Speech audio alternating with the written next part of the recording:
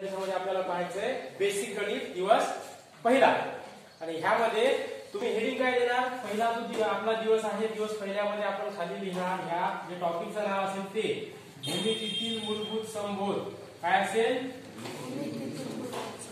भूमितीतील मूलभूत संबोध. हा आपला टॉपिक असेल, भूमितीतील मूलभूत संबोध.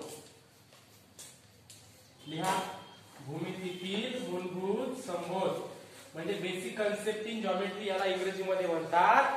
बेसिक कन्सेप्ट इन जॉमेट्री इंग्रजीमध्ये म्हणतात. भूमितीतील मूलभूत संबोध म्हणजेच काय? आता गणित आपण इयत्ता 8वी पर्यंत शिकतो आणि 8वी नंतर गणिताच्या दोन शाखा वेगळ्या असतात. एक असतं बीजगणित, एक असते भूमिती. भूमितीमध्ये आपण आकृत्या संबंधित अभ्यास करतो, त्यांचे गुणधर्म पडताळून पाहतो, त्यांच्या प्रॉपर्टीज असतात, गुणधर्म असतात, आपल्याला सिद्ध करायचे असतात, ते आपल्याला भूमितीमध्ये शिकायचं असतं. म्हणून हे असतं भूमितीतील मूलभूत संबोध म्हणजे बेसिक कन्सेप्ट इन जॉमेट्री. म्हणजेच काय? भूमितीमधील मूलभूत संकल्पना. आता कन्सेप्ट म्हणजे आपल्याला माहिती आहे संकल्पना. तर ह्यामध्ये जो पहिला पॉइंट येतो तो येतो बिंदू. आता आपण पहिला पॉइंट याच्यामध्ये काय लिहिणार? मग बिंदू. आता बिंदू आपल्या सर्वांना माहितच आहे, आपण खूप वेळेस याचा अभ्यास केलेला आहे, अगदी बेसिक पासून शिकवत आहे. त्याला बिंदू आपल्याला माहित आहे. बिंदू मग कशाला म्हणायचो? बिंदू कशाला म्हणायचं? तुम्ही व्याख्या सांगू शकतो का? बिंदू म्हणजे नेमकं काय? तर बिंदू म्हणजे छोट्याशा ठिपक्याला आपण बिंदू म्हणतो. आता हा एक ठिपका आहे, डॉटलाच आपण बिंदू म्हणतो का रे? आता आपण काय करतो? आपण आपल्या रोजच्या म्हणजे गणितामध्ये आपण अशा प्रकारे डॉट आपले खूप पाहतो, आपण याला आपण बिंदू म्हणतो. म्हणजे काय? तुमच्या वहीवर तुम्ही पेन्सिलनं किंवा पेननं अशा प्रकारे ठिपका काढला तर याला काय म्हणायचं? बिंदू म्हणतो आपण. तर ह्या बिंदूला आपण नाव देऊ शकतो. आता बिंदू म्हणजे कळालं ना? ठिपक्याला बिंदू म्हणायचं. याला आपण नाव देऊ शकतो. ह्या बिंदूला आपण नाव देऊ शकतो काय? आता मी याला नाव दिलं ए. याला काय दिलं? नाव दिलं बिंदू ए. तर याला वाचायचं कसं? मी याला वाचणार बिंदू ए. याला मी वाचणार काय? बिंदू ए. दुसरा एक ठिपका मी काढला असा. आता हा झाला दुसरा बिंदू. याला काहीतरी मी नाव देईन. याला मी नाव देईन बिंदू.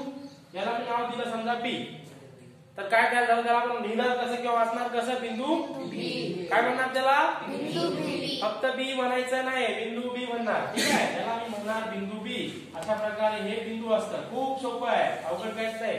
बिंदू म्हणजे आपल्या डोक्यात संकल्पना आली पाहिजे. छोट्याशा ठिपक्याला आपण काय म्हणतो? बिंदू म्हणतो. याला आपण बिंदू म्हणतो. झालं क्लिअर? घ्या लिहून. लिहिलात का?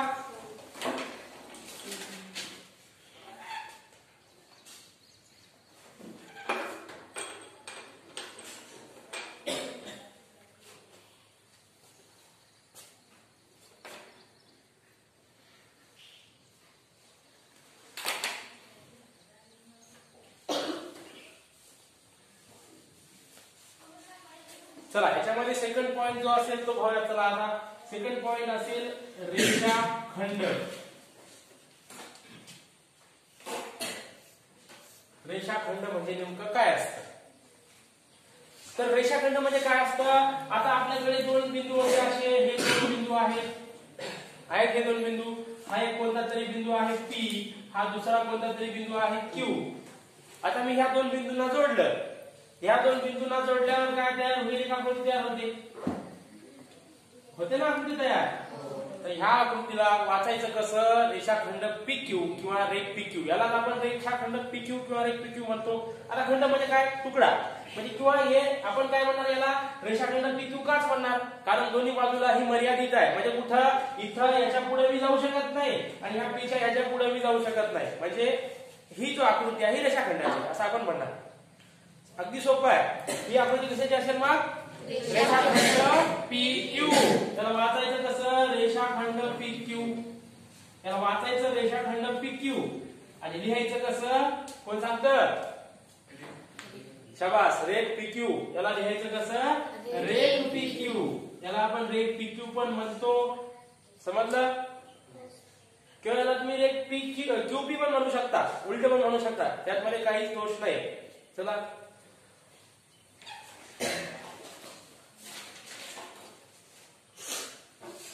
लिहून घेतलात? पुढचा पॉइंट चला समजायला ना?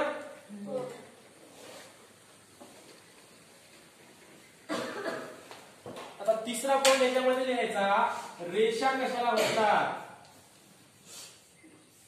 अगदी बेसिक हे तुम्हाला माहिती आहे, मला माहिती आहे, पण हे बेसिक पासून स्टार्ट केलं की आपल्या पुढच्या संकल्पना कन्सेप्ट होतात, क्लिअर होतात. म्हणजे कसं आता हे बेसिक आहे, मग याच्या पुढचा ऍडव्हान्स तुम्हाला शिकवायचं म्हणजे की हे यायला पाहिजे. ते तुम्हाला माहिती आहे, मलाही माहिती आहे, तुम्हाला येतं. आता पहा रेषा कशाला म्हणतात. आता रेषा म्हणजे काय असते, आता हे कोणतेही दोन बिंदू आहेत, समजा हे हा बिंदू x आहे, हा बिंदू y आहे. या दोन्ही बिंदूतून जाणाऱ्या रेषेला आपण रेषा म्हणतो. हे पहा, हे दोन्ही बिंदू जाणाऱ्या रेषेला आपण काय म्हणतो, याला रेषा म्हणतो. अशा प्रकारची सरळ रेषा जाते, आपण त्याला काय म्हणणार, रेषाखंड. रेषामधला फरक कळतो का, ही दोन्ही बाजूला किती वाढू शकते, आपण याला या बाजूला किती वाढू शकतो आणि ह्या बाजूला याला आपण कितीही वाढवू शकतो. अवघड नाही याच्यात. त्या बाजूला आपण याला किती वाढवू शकतो आणि त्या बाजूला त्याला आपण कितीही पण वाढवू शकतो. म्हणून याला आपण म्हणायचं रेषा XY. काय म्हणणार, किंवा याला रेषा YX पण तुम्ही लिहू शकता. आता रेषेला दुसरी पण पद्धत असे नाव द्यायची. कोणती, याला मी अशा प्रकारे इंग्रजी स्मॉल लेटर्स वापरून याला आपण नाव देतो. याला कसं वाटायचं मग आता, रेषा L. रेषा L पण त्याला म्हणू शकतो आपण, कन्फ्युज व्हायचं नाही त्यात. याला काय म्हणायचं, रेषा L पण आपण म्हणू शकतो. याला रेषा L पण म्हणतात किंवा रेषा XY पण म्हणतात. समजलं. पुढचा पॉइंट होऊया, लिहिला का, लिहून घेतला.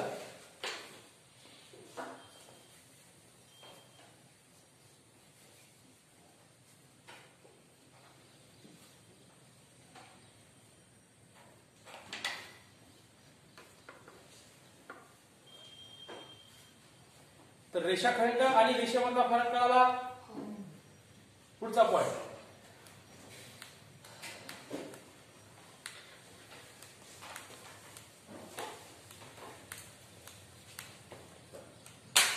किरण. तर किरण कशाला म्हणायचं हे आपल्याला माहित पाहिजे. ही याच्यामध्ये चौथी संकल्पना. किरण कशाला म्हणायचं.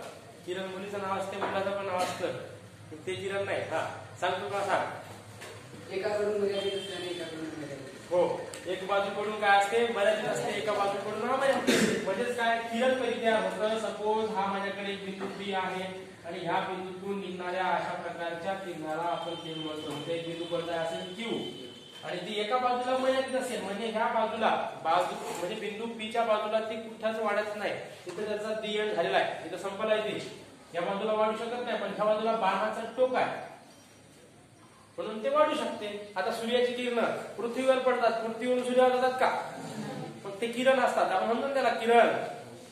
तर ते किरण असतात. तर हे अशा प्रकारे किरण. तर आता किरण कशाला म्हणायचं, नेमकं आकृती कशी असते, अशी असते. म्हणजे एका बाजूला मर्यादित असते, ह्या बाजूला आपण याला किती वाढवू शकतो, या बाजूला नाही वाढवू शकत, म्हणून याला किरण म्हणायचं. त्याचं नाव कसं दिलं मग, किरण QP. बरोबर आहे का, हो बरोबर आहे. हे बरोबर नाही आहे, कारण आपण याला किरण QP म्हणलं तर आरंभ बिंदू काय Q आहे का, याचा आरंभ बिंदू म्हणजे सुरुवातीचा बिंदू कोणता आहे, P आहे. म्हणून हे चुकीचं आहे. किरण QP आपण लिहू शकत नाही त्याला, कारण सुरुवात इथून होते. याला म्हणतो आपण बिंदू P ला आरंभ बिंदू, याला अंत्यबिंदू नसते. अंत्यबिंदू म्हणजे शेवटचा बिंदू. रेषाखंडाला किती अंत्यबिंदू असतात, रेषाखंडाला आणि रेषेला अंत्यबिंदू नसतात. समजलं का. मग किरण QP बरोबर नाही तर आपण काय लिहायचं, याला किरण, हे वरचं लिहायचं ना वाक्य, किरण PQ. याला किरण PQच का लिहायचं, कारण याचा जे आरंभ बिंदू आहे तो सुरुवातीला लिहायचा. म्हणजे याला आपण म्हणणार किरण PQ. काय म्हणणार, किरण PQ. दुसरी आकृती काढून दाखवतो पहा. याचं नाव काय देणार तुम्ही, पहा सांगा मला. किरण XY नाही, किरण YX म्हणणार, कारण हा त्याचा आरंभ बिंदू असेल. मग लिहा असं, किरण YX. हे झाले किरण.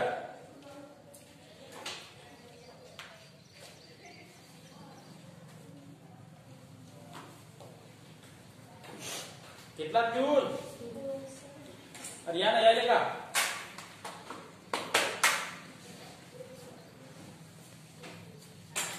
चला पुढचा पॉइंट पहा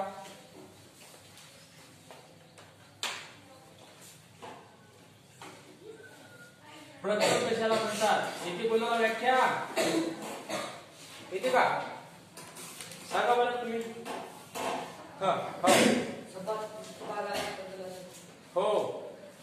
पृष्ठभागाला गणिती भाषेत प्रतल असे म्हणतात. लिहा व्याख्या खाली बघा. सपाट पृष्ठभागाला गणिती भाषेमध्ये काय म्हणतात मग? प्रतल असे म्हणतात. मग सपाट पृष्ठभाग कुठं कुठे येतो? आमच्या वहीचं पान, आमचा खेळण्याचा ग्राउंड, त्याला आपण काय म्हणणार? हा, प्रतलाची व्याख्या नीट समजून घ्यायची. सपाट पृष्ठभागाला गणिती भाषेमध्ये काय म्हणतात? तर प्रतल म्हणतात. गणिती भाषेत प्रतल असे म्हणतात.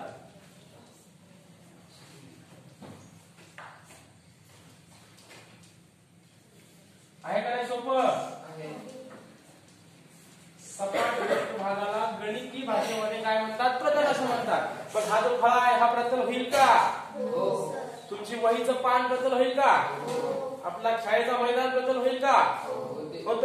म्हणजे प्रतल आपण कशाला म्हणतो? त्याच्यावर आपण काही आकृत्या काढतो, म्हणजे असे बिंदू, त्रिकोण, समकोण जे आपण काढतो त्याला आपण प्रतल असं म्हणणार. ठीक आहे? घेतला लिहून? प्रतलाच्या अशा प्रकारे प्रतल असतो. समजा हा एक प्रतल आहे, हे का नाही? त्याच्यामध्ये एखादा बिंदू आहे,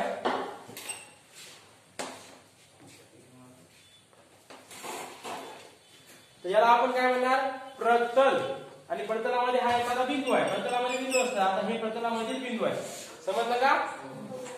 पुढचा पॉइंट घेतला लिहून?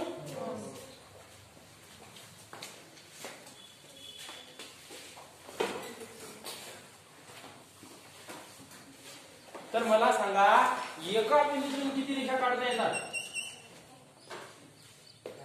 एका बिंदूतून किती रेषा काढता येतात? कोणाकोणाला येतं? ट्राय तर करा. एका बिंदूमधून आपण किती रेषा काढू शकतो? एका बिंदूतून एक रेषा काढू शकतो. किती काढू शकतो? म्हणजे तुम्हाला वाटतं 2 बिंदू पाहिजे रेषा काढण्यासाठी, असं नसतं. एका बिंदूतून आपण असंख्य रेषा काढू शकतो. कसं? ही एक रेषा झाली, ही एक रेषा झाली, ही एक रेषा झाली, ही एक झाली, ही एक झाली. अशा प्रकारे आपण एका बिंदूतून असंख्य रेषा काढू शकतो. आता तुमचा डाऊट क्लिअर करतो. आपण काढू शकत नाही, मग आपण काय काढू शकतो? किती बिंदूमधून आपण एक रेषा काढू शकतो? कोण सांगतं? किती बिंदूतून आपण एक रेषा काढू शकतो? खिडक्या उघड्यावर आवाज घुमाय. सगळ्या खिडक्या उघडा लवकर.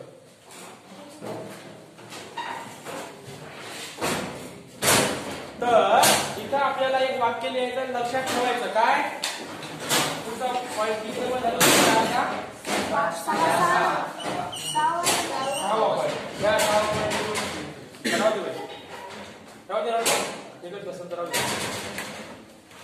तर 6वा पॉइंट काय? एका बिंदूतून असंख्य रेषा काढता येतात. असंख्य म्हणजे अशा आपण मोजू शकत नाही तेवढ्या. म्हणजे काय? एका बिंदूतून असंख्य रेषा काढता येतात. एका बिंदूतून असंख्य रेषा काढता येतात. असंख्य रेषा काढता येतात.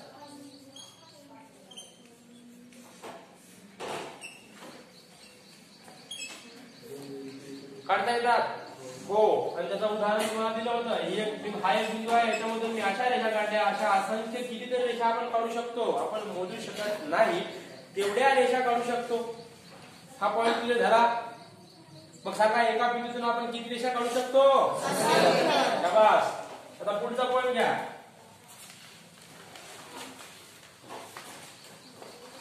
हे सर्व आपल्याला भूमितीमध्ये उपयोगी पडतात. 7 नंबरचा पॉइंट. 2 बिंदूतून आपण किती रेषा काढू शकतो?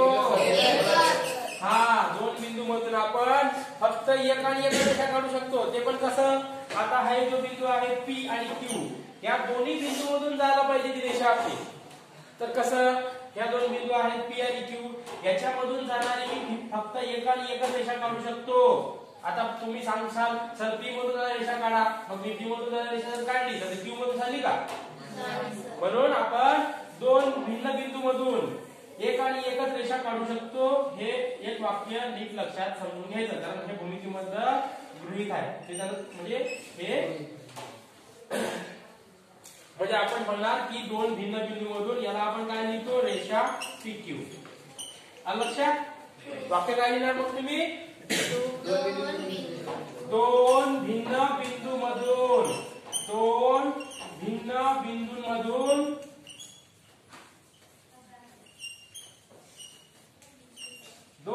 बिंदूमधून एक आणि एकच रेषा काढता येते. एक आणि एकच रेषा काढता येते.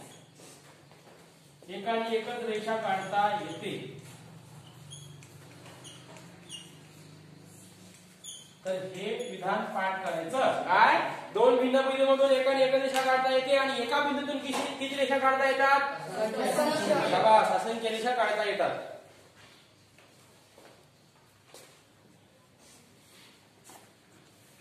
घेतलात का लिहून? पुढचा पॉइंट चला.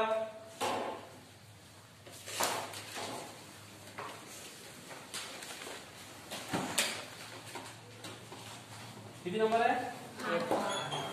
8 नंबरचा पॉइंट. तर आपण 8 नंबरचा पॉइंट घेणार. छेदणाऱ्या रेषा. तर छेदणाऱ्या रेषा आपण कशाला म्हणायचं पहा. छेदणाऱ्या रेषा कशाला म्हणायचं? कोण सांगतं? छेदणाऱ्या रेषा कशाला म्हणायचं सांगा. जे रेषा एकमेकींना छेदतात त्यांना छेदतात. जेव्हा दोन भिन्न रेषा, भिन्न म्हणजे काय? अलग अलग, वेगवेगळ्या. दोन भिन्न रेषा जर एकाच बिंदूमध्ये छेदत असतील तर आपण त्याला काय म्हणणार? हो, बसा. काय छेदिका नाही म्हणणार, छेदणाऱ्या रेषा. छेदिकेची व्याख्या वेगळी आहे. छेदणाऱ्या रेषा म्हणजे काय पहा. अगोदर व्याख्या लिहून घ्या, नंतर सांगतो. दोन भिन्न रेषा. आता भिन्न म्हणजे काय? वेगवेगळे, सारखे नसलेले. दोन भिन्न बिंदू, दोन भिन्न रेषा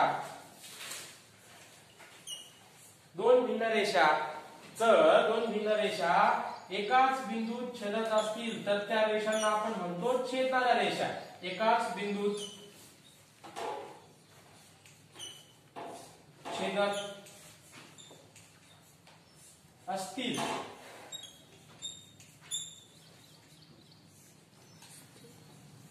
तर त्या रेषांना काय म्हणायचं? त्या रेषांना छेदणाऱ्या रेषा म्हणायचं.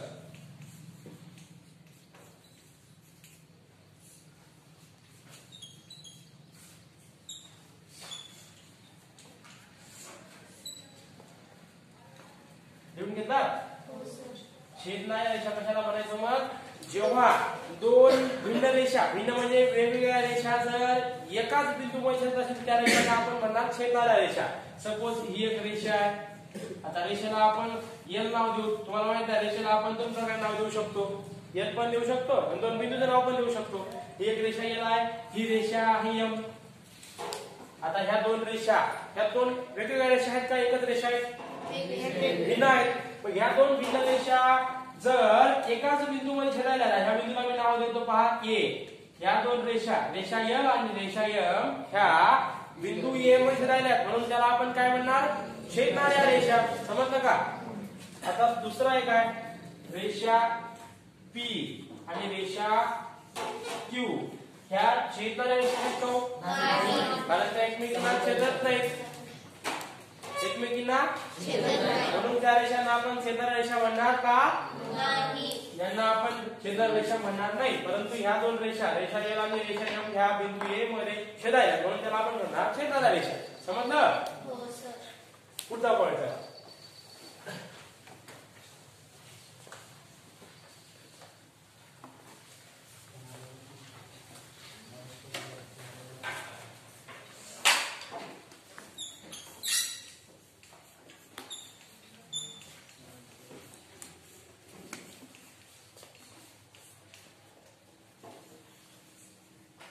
प्रतल कोणाला सांगता येते? प्रतल म्हणजे काय?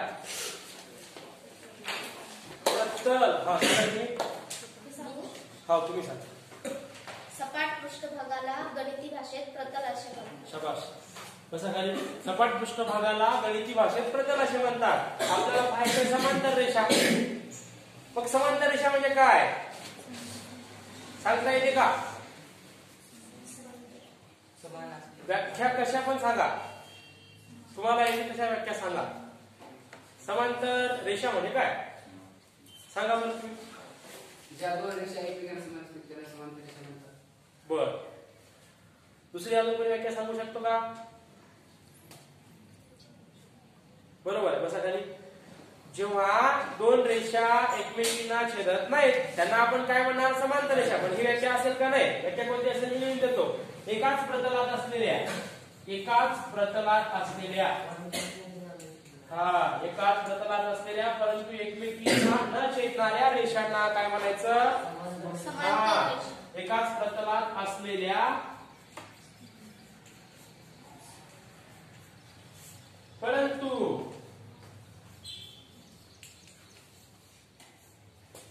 एकमेकींना न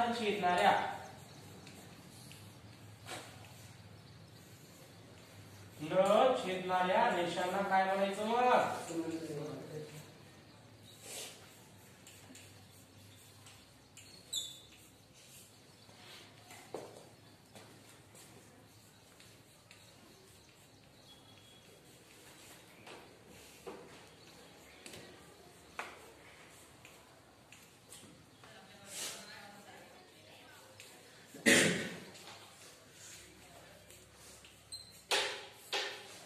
घेतलात का लिहून? समांतर रेषा कोणत्या? नेमक्या पहा. आता ही एक रेषा आहे, ही रेषा सपोज एल आहे, ही दुसरी रेषा एम आहे आणि ह्या दोन रेषा एकमेकींना कधी छेदतच नाही. आता ह्याला आपण प्रतल कशाला म्हणायचं? ह्या फायला प्रतल म्हणतो. तुम्ही तुमच्या वहीच्या पानाला प्रतल म्हणणार. ते प्लेन आहे ना, सपाट आहे. मग समांतर रेषा म्हणजे काय? रेषा एल आणि रेषा एम ह्या एकमेकींना छेदतच नाहीत, त्या एकमेकींमध्ये मिसळतच नाही. सपोज आपण उदाहरण पाहिलं, खिडकीमधल्या दोन गजा पाहायच्या, त्या एकमेकींना छेदतील का? पुढे वाढवलं आपण नाही. रेल्वे ट्रॅक मधल्या पटऱ्या पाहिजेत का? त्या एकमेकींना छेदतील का? तुमच्या वही मधले ते रेषा पहा, त्या रेषा एकमेकींना छेदतात का? मग हे उदाहरण कसे असतील? समांतर रेषेच्या. मग समांतर रेषा कशाला म्हणायचं? समांतर रेषा कशाला म्हणायचं?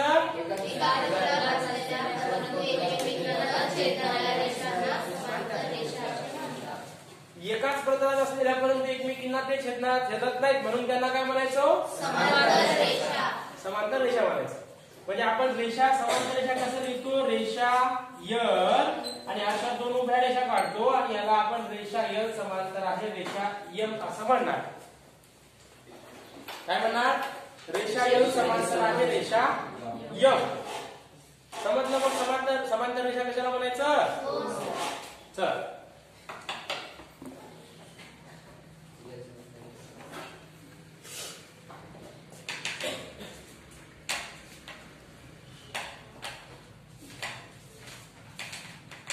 झालं का लिहून? पुढचा पॉइंट पहा.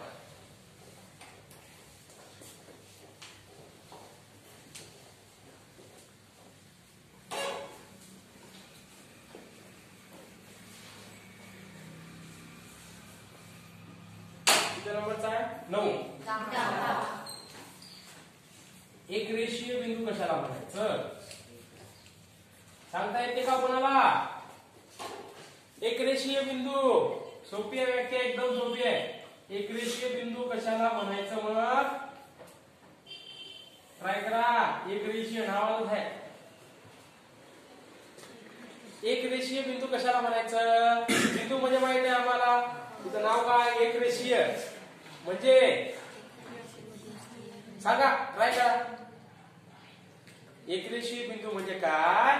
जे बिंदू एका सरळ रेषेमध्ये असतात त्याला म्हणायचं एक रेषीय बिंदू.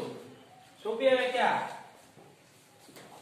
एका सरळ रेषेत असणाऱ्या बिंदूंना एक रेषीय बिंदू असे म्हणतात. खूप सोपी व्याख्या आहे. समजला? एक रेषीय बिंदू अजून समजलं नसेल सांगतो पहा. एका सरळ रेषेत असणाऱ्या बिंदूंना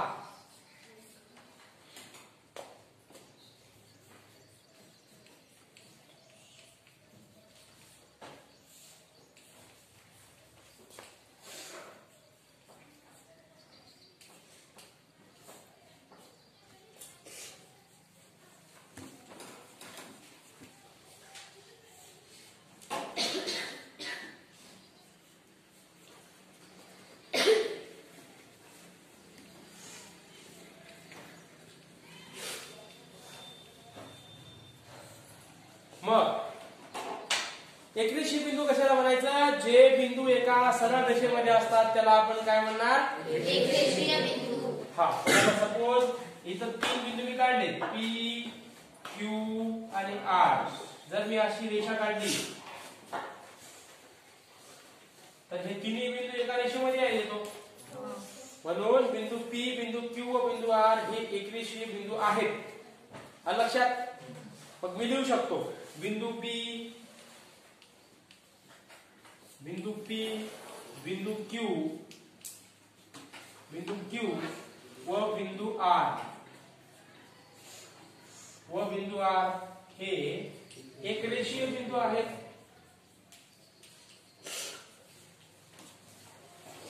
हे एकरेषीय बिंदू आहेत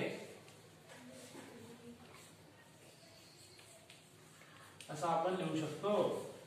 किंवा दुसरी पण व्याख्या असते, जे 3 किंवा अधिक बिंदू एका सरळ रेषेमध्ये असतात त्याला आपण म्हणायचं एकरेषीय बिंदू.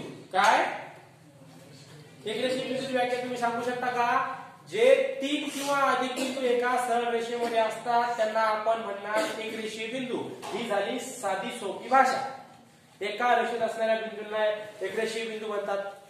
आणि जर तुम्हाला दुसरी व्याख्या पाठ करायची असेल तुम्ही करू शकता, जे 3 किंवा अधिक बिंदू एका सरळ रेषेमध्ये असतात त्यांना आपण म्हणणार एकरेषीय बिंदू. समजलं एकरेषीय बिंदू? मग समजलं का? चला पुढचा पॉइंट पाहूया.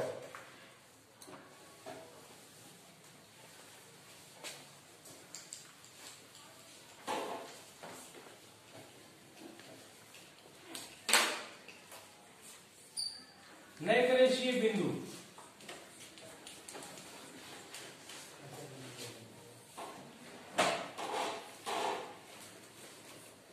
कोण सांगतं?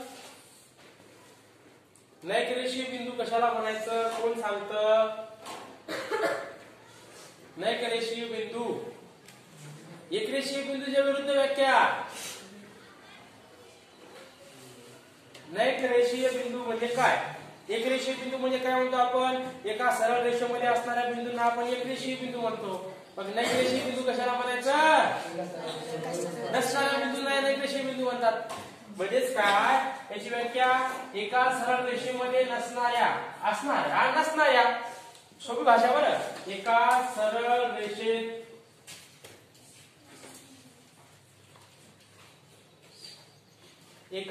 रेषेत नसणाऱ्या बिंदूंना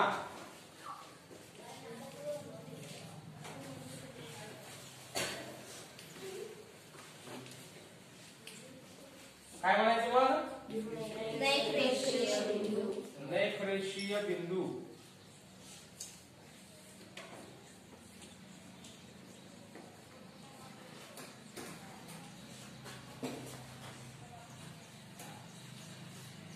एका सरळ रेषेमध्ये नसणाऱ्या बिंदूंना काय म्हणायचं? नैकरेषीय बिंदू. हा, नैकरेषीय बिंदू असे म्हणतात. तर ही झाली नैकरेषीय बिंदूची व्याख्या. एकरेषीय बिंदू म्हणजे काय? एका सरळ रेषेमध्ये असणाऱ्या बिंदूंना काय म्हणायचं? एकरेषीय बिंदू. एका रेषेमध्ये नसणाऱ्यांना नैकरेषीय बिंदू म्हणायचं. पहा आता A, B आणि C हे बिंदू एकरेषीय आहेत का? कारण आपण रेषा काढली ती एका सरळ रेषेमध्ये येतच नाही. म्हणून यांना काय म्हणायचं? नैकरेषीय बिंदू. समजलं का? मग आपण लिहू शकतो बिंदू A, बिंदू B व बिंदू C हे एकरेषीय नाहीत म्हणजे नैकरेषीय आहेत. या प्रकारे तुम्ही बिंदू A, बिंदू B व बिंदू C हे नैकरेषीय बिंदू आहेत.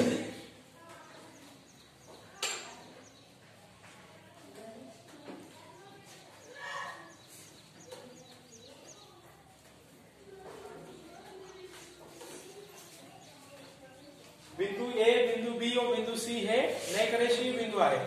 आलं लक्षात?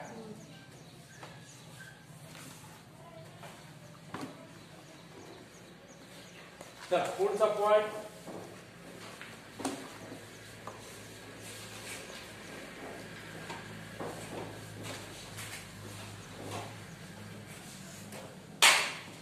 नंबर 12 का 13? एक संपाची रेषा कशाला म्हणायचं?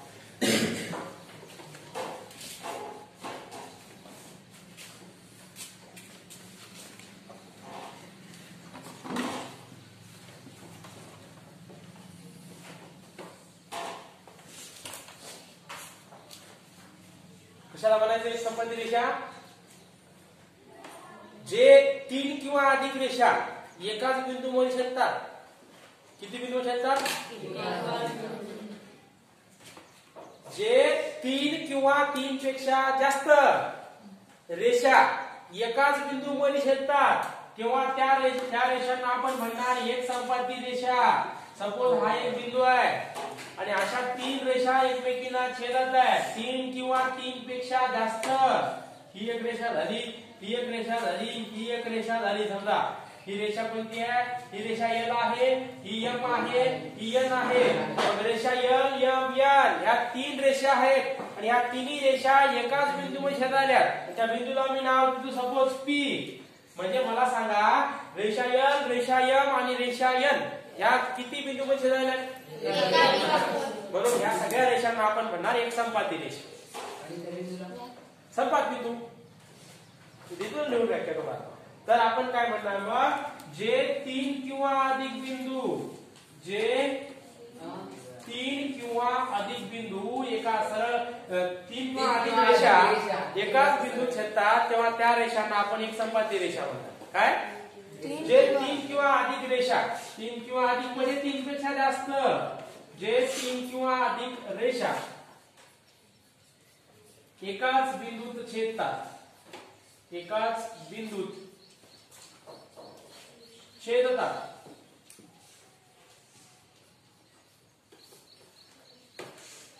त्या रेषांना काय म्हणणार तुम्ही? एक संपाती रेषा. शाबास, एक संपाती रेषा असे म्हणणार. एक संपाती रेषा असे म्हणतात.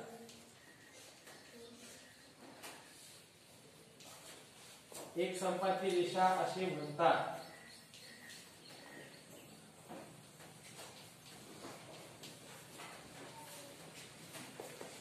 म्हणजे जे 3 किंवा अधिक बिंदू 3 किंवा अधिक रेषा एकाच बिंदूत छेदतात त्या रेषांना काय म्हणायचं मग? एक संपाती. म्हणजे त्याच्या छेदन बिंदूला काय म्हणायचं? नाही नाही, हा छेदन बिंदूला संपात बिंदू म्हणायचं. म्हणजे बिंदू पी हा छेदन बिंदू आहे. म्हणजे संपात बिंदू काय याचा? पी. हा संपात बिंदू आहे. ह्या तिन्ही रेषांचा संपात बिंदू काय आहे? बिंदू पी हा संपात बिंदू आहे. आणि ह्या तिन्ही रेषा लिहायच्या, रेषा एल, रेषा एम व रेषा एन या एक संपाती रेषा आहेत असं वाक्य लिहायचं खाली. लिहिणार का? रेषा एल, रेषा एम व रेषा एन या काय आहेत? एक संपाती रेषा आहेत. कोणत्या रेषा आहेत? एक संपाती रेषा आहेत. रेषा एल, रेषा एम आणि रेषा एन या एक संपाती रेषा आहेत आणि ते ज्या बिंदूमध्ये छेदतात त्या बिंदूला आपण काय म्हणतो? संपात बिंदू. संपात बिंदू म्हणतो.